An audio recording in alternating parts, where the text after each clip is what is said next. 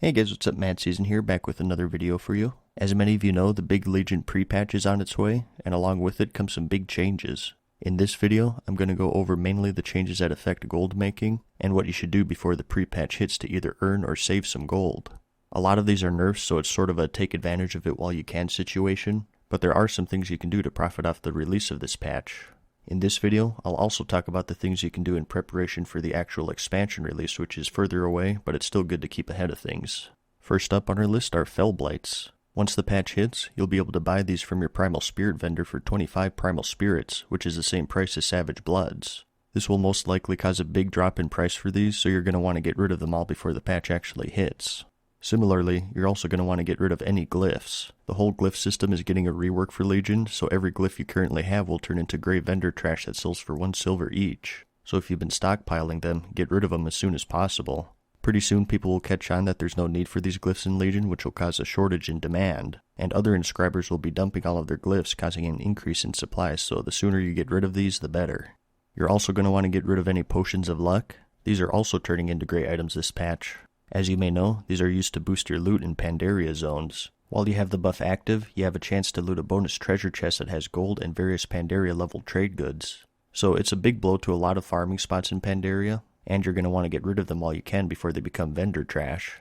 It is worth noting though that the Cataclysm counterpart, the Potion of Treasure Finding, remains intact, at least at the time of this recording. Now let's move on to the garrison stuff. For those of you who have the trading post, the smuggled sack of gold is also getting removed. These are the bags of gold that you can buy from your trading post using garrison resources. So if that's been your go-to choice for resource dumps, you're going to want to buy those before the patch hits. Another garrison-related nerf is the vendor price of all of the follower upgrade items. Come 7.0, these are only vendoring for coppers each, which is nothing compared to their current vendor price. So sell those before the patch hits, and you're probably also going to want to get rid of your frozen arms of a hero stock as well if you've been saving those up. Due to the upcoming garrison nerfs across the board, a lot of people will be abandoning them, so these will most likely see a drop in price as a result. The new honor system is also coming in this patch, and any honor points you have will disappear as well. This one isn't a total loss though, because you'll get reimbursed at a rate of 35 silver per honor point. If you're an enchanter though, the best way to spend your honor points in my opinion is to purchase the 50 honor cost items from the Altric Valley quartermasters located in the Hillsbrad foothills. These disenchant into large brilliant shards, which are used as materials for the upcoming Tomes of Illusion, so they may see an increase in price once the patch actually hits. And if you need more details on that, check the description for a link because I recently made a full-blown video about that. Otherwise, if you're not an enchanter, I think you're better off just hanging on to them because 35 silver per point isn't too shabby. The best non-enchanting way to make gold from honor is the Brutal Gladiator's Mutilator method, but it's less than half the value of the conversion from the release of the patch, so only use that method if you're about to cap out. I do have another video about that in the description as well if you need more information about it. Another thing that's seeing a slight nerf are the Draenic Philosopher Stones. These are the go-to items if you want to make gold with alchemy in Draenor. They're cheap to make and they're currently vendor for 25 gold and 31 silver. Post-patch they vendor for 21 gold and 22 silver, so they have been bumped down a bit. So you're going to want to spend all of your alchemical catalysts on those and vendor them before the patch hits. The Jewel Crafting Daily is also seeing a nerf. It's switching from giving you 150 to 300 gold to 250 garrison resources. It'll still be lucrative I think, but just not as much as it is on Draenor. So you're going to want to take advantage of that while you can. If you're looking to get rid of this building because of the nerf, I do recommend Inscription as a replacement because it's been relatively untouched so far. If you don't know how to make gold in your garrison through Inscription, I'll have a link to a video in the description for that. And I also have a 1 to 700 leveling guide for that if you do decide to make the switch. While we're on the subject of Inscription, this did see a nerf.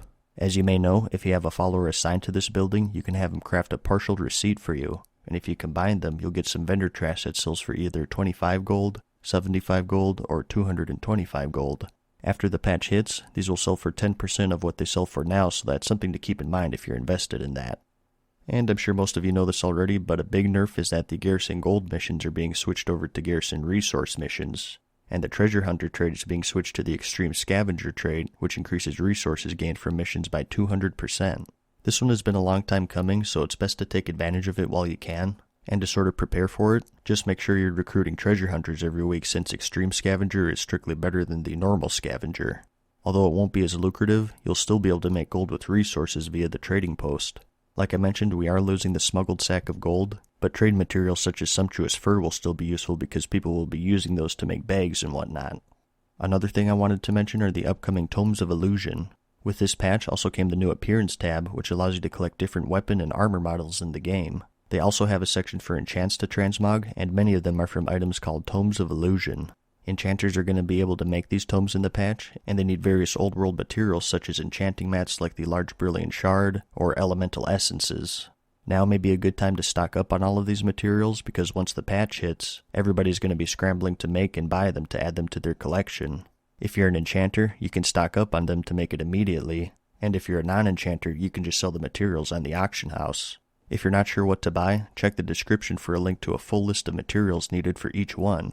I also made a full-blown video about these tomes a while ago, so if you want a more in-depth analysis and guide about those, I'll also have a link to that video in the description. Next up, and this really isn't gold related, but there are a couple of things you can do to prepare for the actual expansion release. The main thing I highly recommend is to get your Azure Water Strider, which is the mount that has water walking. As you may know, during the beginning of Legion there's no flying allowed, you're limited to ground mounts only. In a lot of zones, especially Asuna, you're going to be going through water a lot.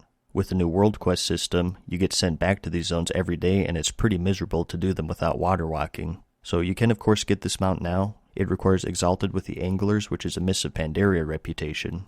I won't go into how to grind that out in this video since it'll derail things, but I'll have a link in the description to a Wowhead guide that goes over all of that, so make sure you check that out if you don't know where to start. Since I brought up the World Quests, another thing you may want to start on now is your Battle Pet collection. And that's because there are a lot of pet battle world quests in Legion that award you with gold, Blood of Sargeras, which is the Legion equivalent of Savage Blood, Order Hall resources which are essential for upgrading your class hall, and other stuff.